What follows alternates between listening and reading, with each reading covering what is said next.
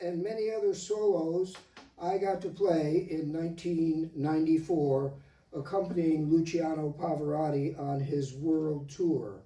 What he was doing at that time was picking up local orchestras, sometimes major symphonies, but at least in the Cincinnati area, those of us in the Cincinnati Ballet Orchestra were lucky to have been hired to accompany him on this concert.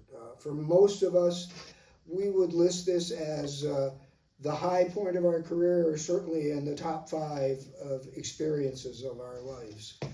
So what I want to talk about is something that I learned from one of my clarinet teachers that most music students should learn from their teachers. Kind of a simple thing.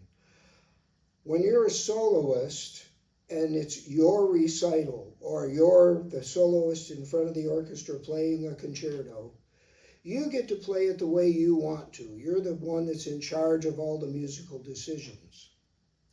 But when you are, say, first chair in an orchestra, and there are solos that you have to play, well, there's a little bit more limitations on what you can do with it, and more so if the conductor or somebody else says, no, I want you to play it this way instead. What you have to do at that point is suppress your favorite way of playing something and, in a way, give them the goods. Do what they want you to do with the music.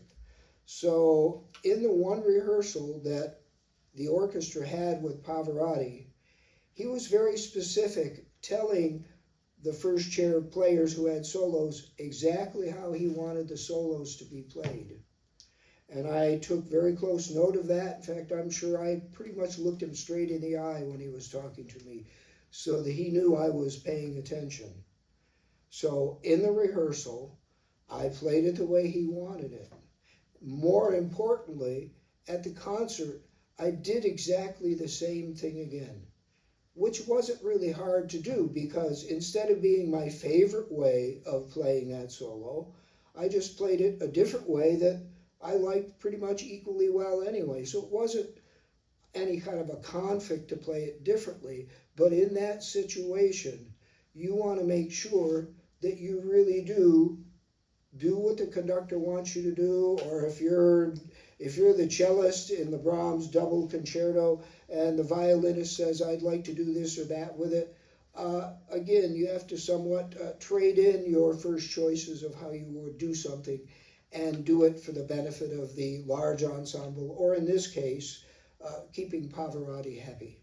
At the performance, he gave me a bow after that Puccini solo, and it was several years later that I learned from the librarian of the National Ballet in Washington, D.C. This woman was taking care of Pavarotti's music on part of the tour. She told me that he rarely gave anybody a bow. So I feel especially honored that I got a bow, and I think the reason that he gave me a bow is that I played the solos the way he wanted.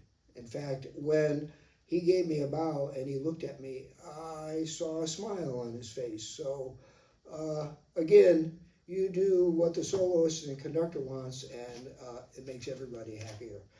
Now, I'd like to thank the Community Friends Meeting House here in Cincinnati. It's the Quaker Meeting House that I attend.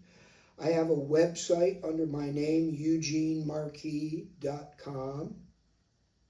And one last thing, thanks to David Height for telling me to do what the conductor tells you to do.